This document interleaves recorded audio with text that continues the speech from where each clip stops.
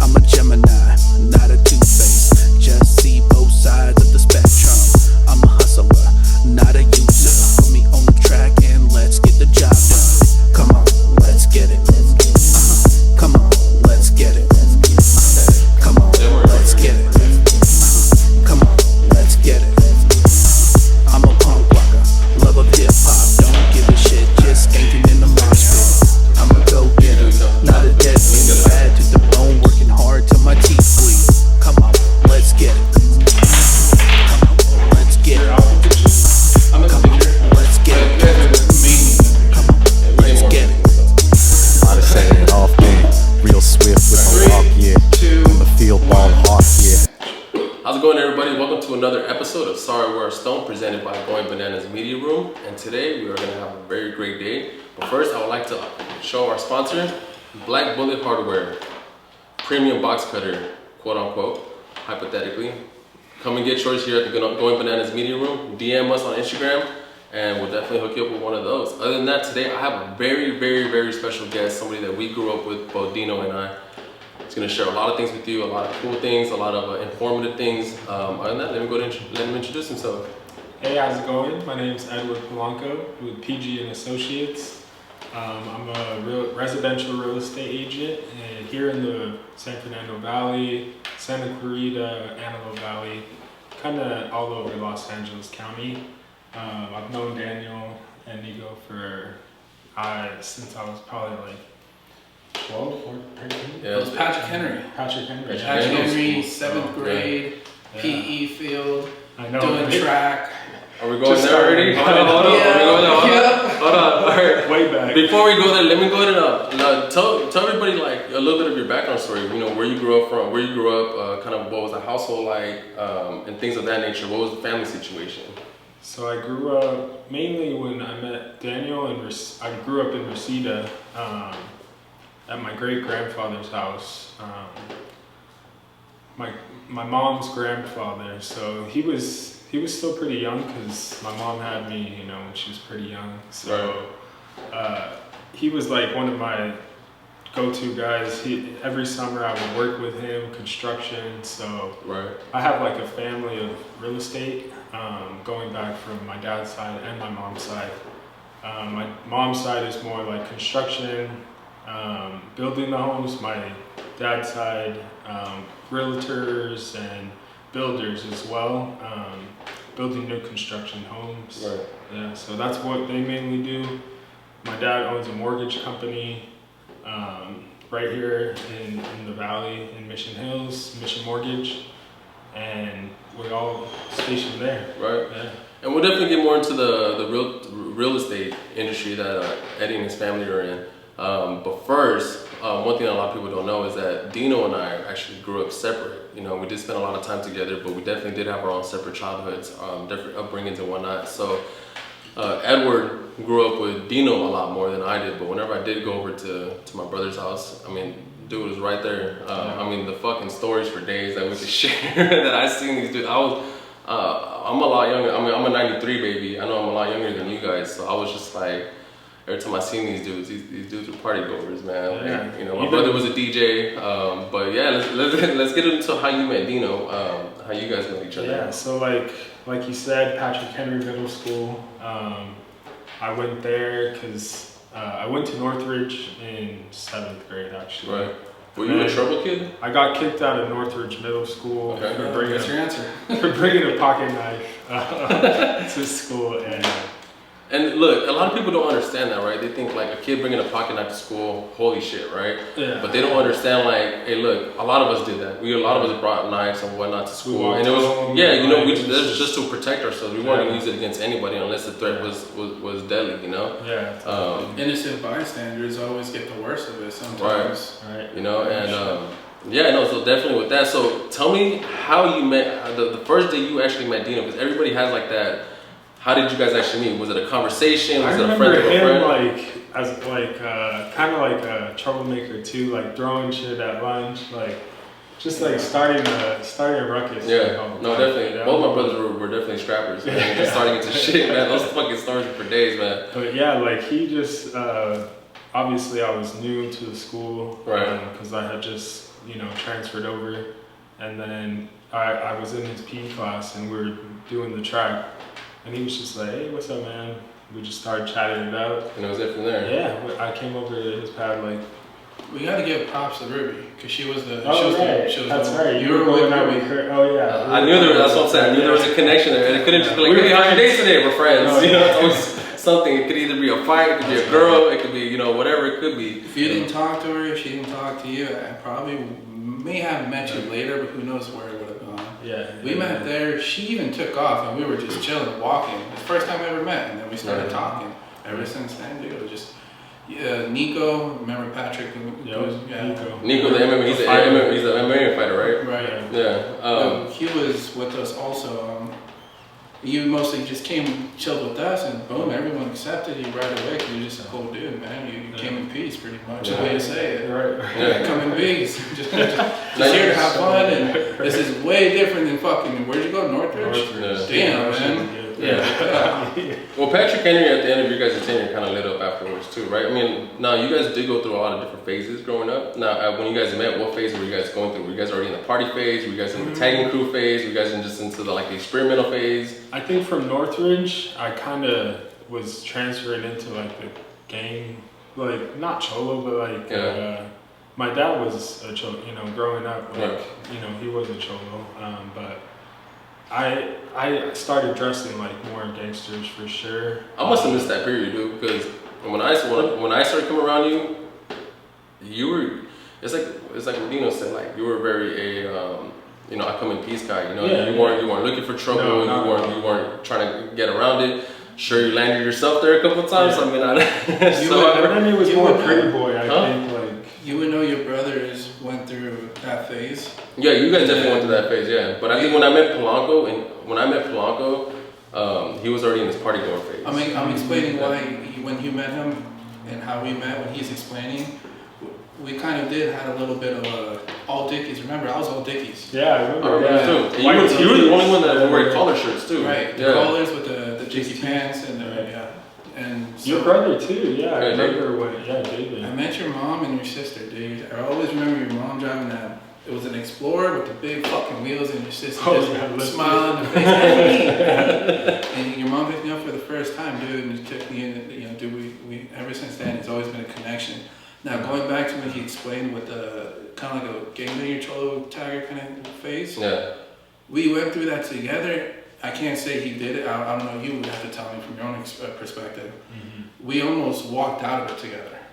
Yeah. Because it was just, we don't want this. Right. And then I started DJing. You started coming with me. We started getting into the party scene. Fun, yeah. And then we started meeting. Yeah, it was much more fun. It still came with his stuff, but no, right.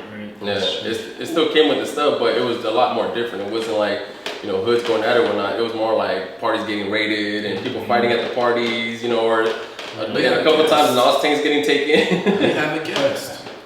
Hold up real quick. Let's let the guest walk by. Oh, she's good. Go ahead.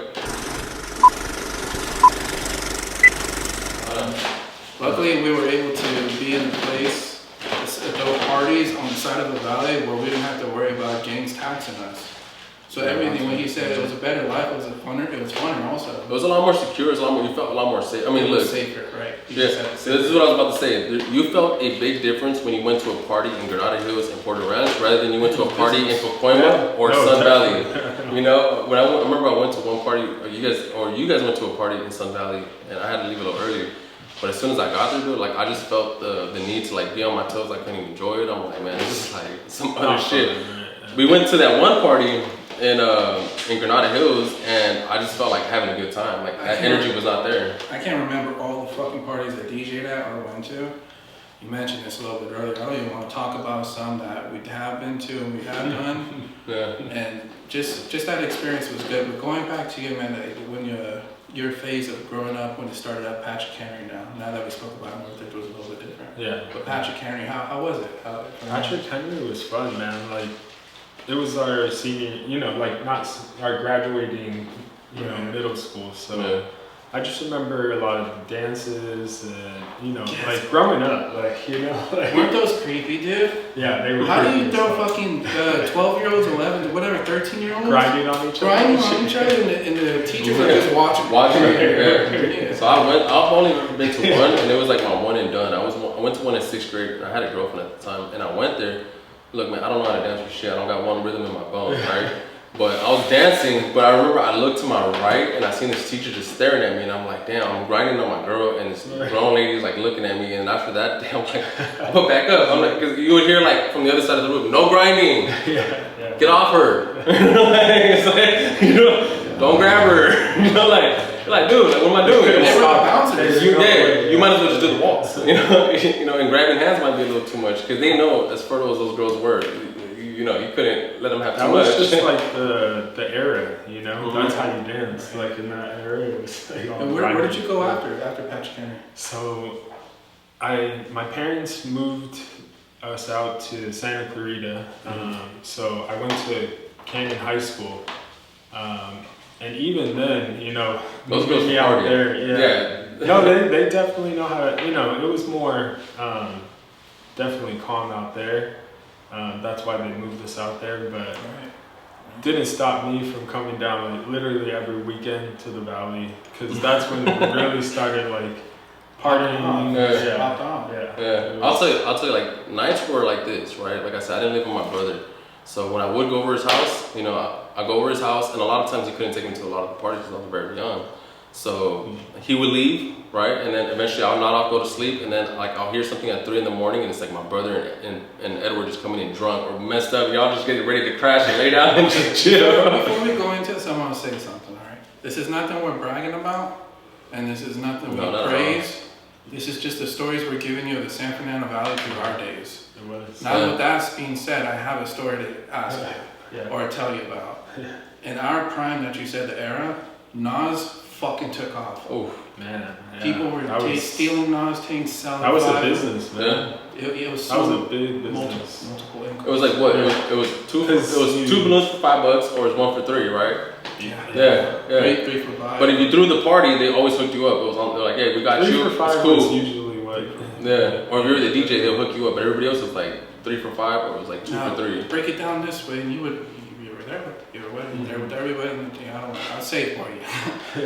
You had 15, 16-year-olds, which you keep mentioning about how they were running a business, getting houses, booking the DJs, having a time frame, and promoting and marketing. Marketing. That's such a big fucking thing for a kid. Whoa. Anyways, the Nas days, people were selling Nas. They had multiple incomes. Nas in one night. If you're throwing a party, you got the door. $5 a day. If you were really about the business, you had 2 or 3 other tanks waiting for you in the car. Chicks free, guys $10. Yeah. I'll still give it 3 count. Give it 3 count and then just go back into what you were saying. The door here in Brown. 3, 2, 1. And one night you had multiple incomes. You had a front door, right? You had people selling access key. Party favors. Yeah. Party favors. Party favors. And then including the Nas. And you can even charge the kids for selling alcohol on it. You know, you got your own little bar. 4 incomes. And then if you're selling cannabis, 5 incomes in one night. Yeah. You're making about $600-700 a night. Do that 2 times a weekend, or even 3 on a Sunday if you get frisky. Right. Or you can start it off early on Thursday. Yeah. And you know what's cool about it too? Like, as you at the age you guys were, that right now we're talking about the age of 15 and 17 right now. We're not even getting to like 18, 19, and 20. That's like a whole other fucking segment itself when you guys got into renting out. But that right there, you got to think about it. Yeah, you make all that money, right? And you guys wouldn't flash it. You guys would still dress very clean cut, smell good, everything. But you guys wouldn't flash it. You wouldn't have like all this bling. You wouldn't show your money. You wouldn't do anything. You kept it very, very business. Stay humble. Yeah, you stay humble. You kept it very business. You wouldn't even tell. Because there were people robbing. Where people were robbing each other. Oh yeah, for sure. Amongst each other. But it was very on the hush. It was very on the hush. And you can see who the groups were. Yeah. You can see who the groups were. So this is one thing I want to say is I definitely feel that we were able to do that because This is a conversation I had with a homeboy of mine from my neighborhood, right? And he wondered why are kids nowadays getting like face tattoos and doing all kinds of drugs, and it's cool to be a druggie in the hood and this and that, right? I said it's because at a certain point in the 2000s, we lost a lot of our role models and a lot of like great men in our life. You know, whether it was to incarceration, whether it was to just anything, bad marriages, where it just made them feather away, and the new generation kind of lost a lot of that. So that's why they're able to do a lot more. There's nobody there to keep that or show them how to do business as usual. You know, a lot of them didn't have that. So that's why you can see the big difference of when you guys were from 15 to 17 from when the kids now are from 15 to 17. Kids nowadays got to worry about their mental health. It's not parenting. Stories like this will help if they do it. Yeah. So just to clear that, just to move on, all of this saying is if you're in your teens, prime of teens from 13 to 16 or even 18, whatever interests and hobbies you have, please take full passion in it and go 100% or even more. Yep. At that age when you don't have responsibilities, and school is a bitch, we get it, okay? You can start over. But tell me, was continuation not perfect for you guys though? The schedule of continuation. That's a good option. Don't discriminate each other. Yeah. I have a question for you real quick. Can we get to that? Yeah, let's do it. Okay. What three things affect real estate market industry? Can you name a couple for us? The industry or Right, the industry. the industry? Real estate market industry. Read that question back one more time. Read that question back one more time. Yeah, no problem. What three things affect real estate market industry? Like what's making it decline? Pretty much? Is that what it's pretty much asking? Well, the number one thing is interest rates, I would say right now. I'm like, Because Is that what's on there? go keep not on. the first thing, but yeah, right now, that's the biggest drive, I believe. Because when the interest rates went up, we saw a decrease in the value of the homes, but obviously people couldn't afford as much, Right. you know, because their monthly payment went up with the interest rates. So it's the biggest factor right now. Other than that, I would say, You named two right there. You named interest rates and the economy. You said people affording and everything. But go ahead, what's another one? yeah, The dollar, the value of the dollar is going down so much, it's definitely gonna start affecting a lot of things. right. Now the interest rate, what is a good interest rate for somebody to have on a home to make it affordable? And I know it's A different. couple years back, I mean, it was unbelievably low. You know, historically we're still low, but if you like compare it to a couple years ago, it was like 2.5. Right now, you're gonna get like almost like around 6%. I definitely, yeah. It's around 6%. 6.5. I So definitely, like, yeah. it's more than like it's almost triple. In your position of a 6.5 or 6.5, how much would you get? If you don't mind me asking, how much would you get at Like commission wise, commission-wise? for a broker, they charge points, so they can charge. It all depends on the situation. Okay. Yeah, but for a realtor, it's also situational. We usually make like anywhere from 2 to 3%. There you go. That's good. 3 out of 6. Yeah. Yeah, all right. Yeah. And then go ahead, another please. big thing is supply and demand, which is a big one because right now we have a low supply and with a lot of buyers, a lot of demand. That's why ADUs are becoming such a big thing right now. Oh yeah, big time. Big time. A lot of people buy the properties with big lots, add on, because the laws right now for adding on to an ADU are really easy. Right. So you can easily get the permits and everything to add on an ADU. Oh, you subletting. Are you speaking about subletting? I've seen a lot of homeowners building carports and an extra room that's attached to yeah. a skiatory Right. and creating a half address. Because Can you explain that? if you turn the garage into a living quarter, you have to add the carport for the, you have to have Yes, somewhere for the right. car. But yeah, definitely it's super easy to add on an ADU, and people are renting those out Right. for, a couple $1,000s. They could almost pay And that. Pay the paying their mortgage. mortgage, so they're living for free in front. And usually- renting out the back. Usually to do something like that, people would like, for instance, leave to Arizona and get a house here to pay for the mortgage, right? Like things of that. But now you can do that in your In own your home. backyard. Yeah, in your backyard. You can Yeah. literally just do that. You don't even got to move or anything. Right. And the And- person in your backyard is paying for And your say mortgage. you own a house right now, you could get a loan to build that ADU, and they'll factor in that you're going to be getting a rental income from that ADU, so you could qualify really easily. Nice. to get that money. Yeah. Yeah, anything else? It says what 3 things affect real estate market industry. Have you heard of this one? Yeah. One of them is the bottom line. The bottom line. I would say somebody's bottom line. So if you bought, like, say like in 2009 when the housing crash, because of the bottom line, you know, they owed way more than the houses became worth. Right. That was like, you know, the bottom line for them. So they had to, you know, all these houses they were losing. Right. It affects the market. Because if everybody's losing their house, there's way too much houses on the market, nobody wants to buy, and then houses just crash. You said supply and demand before. Mm-hmm. This question right here that they did a survey on, it says what affects the value of real estate the most? The first one, location, location, location. You have heard that location is the biggest factor in home value. Yeah, I mean, look at just like an hour out in, say, like Antelope Valley, a house over there, like 3,000 square feet, is like around 500, and then if you bring that in over here in the valley, it could be over $1 million.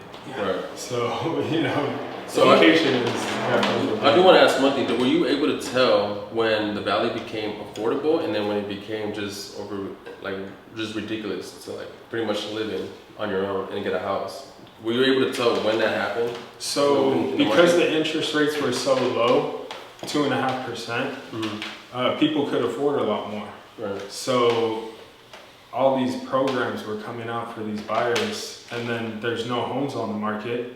When one thing pops up, everybody's going to be jumping on that one home, Right. and you can afford so much because your payment's so low.